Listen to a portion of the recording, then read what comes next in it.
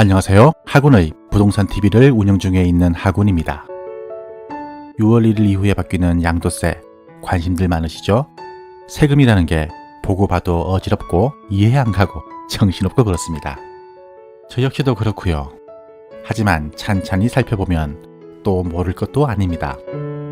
제 영상을 통해 궁금했던 양도소득세의 모든 것 하나하나 알아가시죠. 중요하지 않은 내용이 없으니 건너뛰지 말고 처음부터 끝까지 집중해서 보고 들어주시기 바랍니다. 순서는 양도소득세의 정의, 양도소득세 세율, 장기보유 특별공제, 일시적 1가구 2주택자 양도소득세 비과세 조건, 분양권 양도소득세, 3억 이하 주택 양도소득세 비과세 조건 순으로 정리해 보았습니다. 어느 하나 중요하지 않은 내용이 없지요. 먼저 제가 영상을 만들면서 자주 빠뜨리는데요. 간만에 구독과 좋아요 한번 올려보고 갑니다. 자, 그럼 시작해 볼까요? 우선 양도세의 정의부터 알아보도록 하겠습니다. 양도소득세란 재산에 대한 소유권을 다른 사람에게 넘길 때 생기는 양도 차익에 대해 부과되는 세금을 말하는 것인데요. 쉽게 말해 내 재산을 처분하면서 생기는 추가 이익분에 대해 매기는 세금이라고 보시면 됩니다. 따라서 내가 처음 매입했을 때의 금액 그대로 넘긴다면 추가 이익이 발생하지 않는 것이므로 양도소득세가 부과되지 않습니다.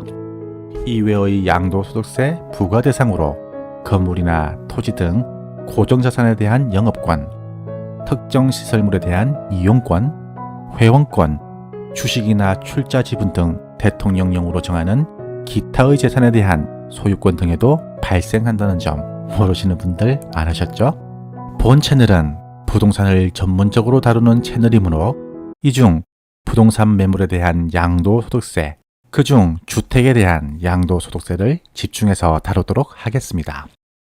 세금을 알려면 세율부터 알아봐야겠죠? 주택에 대한 양도소득세 세율은 주택 보유기간에 먼저 세율을 적용하고 보유기간이 비과세 조건에 부합하면 다음 단계로 양도로부터 발생하는 구간별 소득에 따라 세율을 적용하는 식으로 진행됩니다. 현행의 경우 주택 보유기간이 1년 미만일 경우 40% 세율을, 1년 이상은 기본 세율을 적용하였고, 청약조정지구의 경우 2주택자는 기본 세율에 10% 중과를, 3주택의 경우 기본 세율에 20% 중과를 하였습니다. 하지만 6월 1일 이후부터는 주택 보유기간이 1년 미만일 때는 70%, 1년 이상 2년 미만일 경우는 60% 세율을 적용받습니다. 다주택자인 경우 기본 세율의 최고 30%가 중과되는데요. 청약조정지구인 경우 2주택자는 기본 세율의 20%를, 3주택자일 경우에는 기본 세율의 30%를 중과합니다. 단기 투자를 통해 수익을 얻고자 하는 수요를 기본적으로 차단하고자 하는 정책 의지가 반영된 것이라 보시면 될 것 같습니다. 하지만 2년 이상 보유를 하게 되면 더 이상 60, 70% 세율은 적용받지 않습니다. 이때부터는 양도 수익별 과세 표준에 따라 세율을 적용받게 되는데요. 산 하나를 넘으니 다음 산이 기다리고 있는 격이지요. 양도이익이 1200만원 이하는 과세 표준의 6%를, 양도이익이 4600만원 이하는 과세 표준의 15%를, 여기에 누진공제 108만원을 뺀 금액을 적용받게 됩니다. 이런 식으로 총 8개 구간으로 나누어지는데 기존 최고 세율 42%에서 10억원 초과 45% 구간이 신설되면서 세율은 최고 45%까지 인상되었습니다. 10억 초과 시에는 과세표준의 45% 세율에 누진공제 6,540만원을 공제해서 계산하게 됩니다. 여기에 하나 더 공제 혜택이 있는데요. 그건 바로 장기보유 특별 공제입니다. 오랫동안 보유하면 그만큼 세제 혜택을 주겠다는 소리인데요. 보유기간이 3년 이상이어야 하고 작년까지는 보유기간에 따라 최대 80%까지 공제를 해줬다면 올해부터는 보유기간과 거주기간을 최대 40% 한도 내에서 각각 더해 공제합니다. 그리고 조정대상 지역일 경우 장기보유 특별공제를 받을 수 없다는 점 유념하시기 바랍니다. 양도소득세는 다주택자들에게 적용되는 세금입니다. 주택을 한 채 보유한 사람에게 적용되는 세금은 아니지요. 단, 그 주택의 가액이 9억 원 초과 고가주택일 경우에는 양도소득세가 부과되지만요. 9억 원 이하 1주택자는 고민할 게 없겠지요. 하지만 일시적으로 1가구 2주택이 된 경우가 문제입니다. 기존 집에서 이사를 위해 집을 한 채 더 장만해 놓은 상태일 경우 세금은 어떻게 될까요? 답은 1주택자와 똑같이 비과세 혜택을 받을 수 있다입니다. 그러나 조금은 까다로운 조건을 충족해야만 비과세 혜택을 받을 수 있는데요. 지금부터 그 조건을 알아보도록 하겠습니다. 먼저 알아야 할 핵심을 짚어드리면 일시적 1가구 2주택은 투자 목적이 아니라 이사를 목적으로 일시적으로 2주택이 된 경우 국가에서 비과세 혜택을 준다는 사실입니다. 그래서 주택을 매도할 때 무조건 종전주택을 매도하셔야 합니다. A라는 주택에 살고 있으면서 B라는 주택을 매수했고 이후 A와 B 주택 중 하나를 팔려고 한다면 무조건 기존에 살고 있던 A 주택을 팔아야만 비과세 혜택을 받을 수 있다는 것입니다. 기존 주택에서 새 주택을 매수한 후 다시 새 주택을 판다면 그건 누가 봐도 이사가 아닌 투자 목적으로 집을 샀다라고 밖에 볼 수 없겠지요. 이 경우에는 비과세 혜택을 받을 수 없습니다. 자, 이 부분을 이해하셨다면 일시적 2주택 자격 조건을 구체적으로 알아보도록 하겠습니다. 일반적인 조건은 종전주택을 1년 이상 보유 후 새 주택을 매입해야 하고요. 그리고 새 주택을 매입한 날로부터 3년 안에 종전주택을 팔아야 비과세 혜택을 받을 수 있습니다. 자, 이건 일반적인 조건이고요. 청약조정지구의 경우 이 조건이 조금은 더 까다로워지는데요. 종전주택을 1년 이상 보유 후 새 주택을 매입하는 것까지는 일반적인 경우와 같습니다. 하지만 지금부터가 중요한데요. 새 주택을 매입한 후 1년 안에 그 주택으로 입주하셔야 합니다.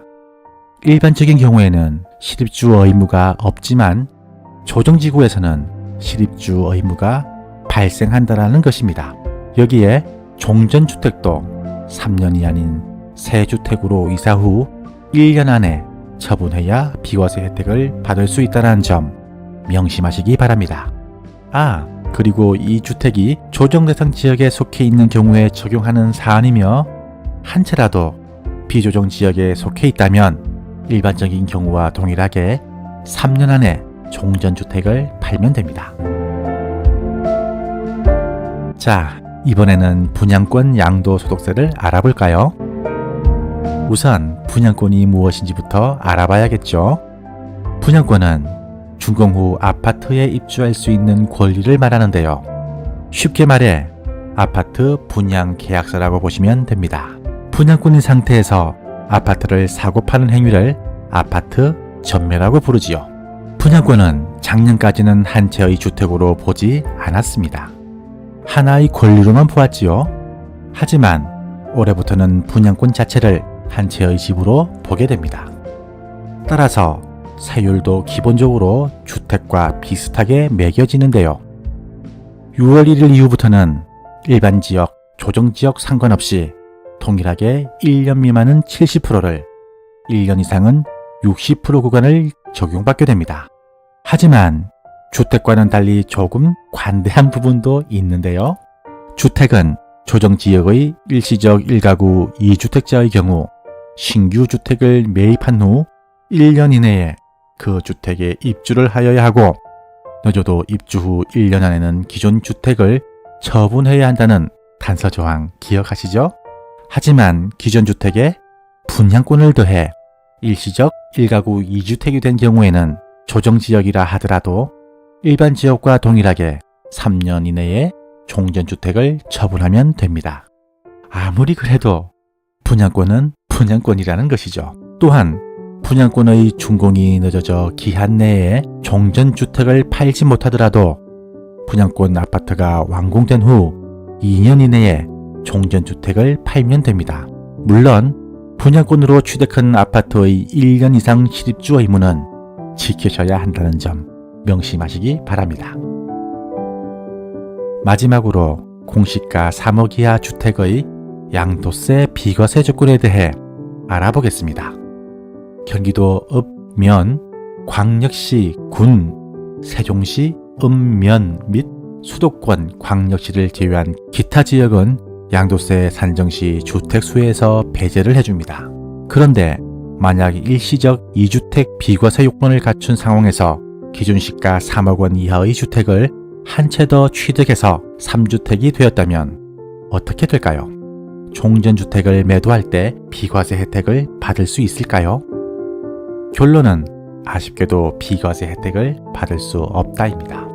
기준시가 3억 원 이하 주택이라도 일시적 1가구 2주택 비과세 요건 산정 시에는 주택으로 보기 때문입니다. 역시 집은 집이라는 것이지요.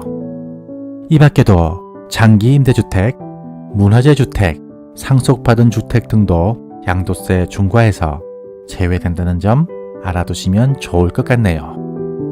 이상으로 21년 6월 1일부터 적용되는 주택 양도소득세에 대해 알아봤습니다. 양도세 고민 많으신 분들 조금이라도 도움이 됐으면 좋겠네요.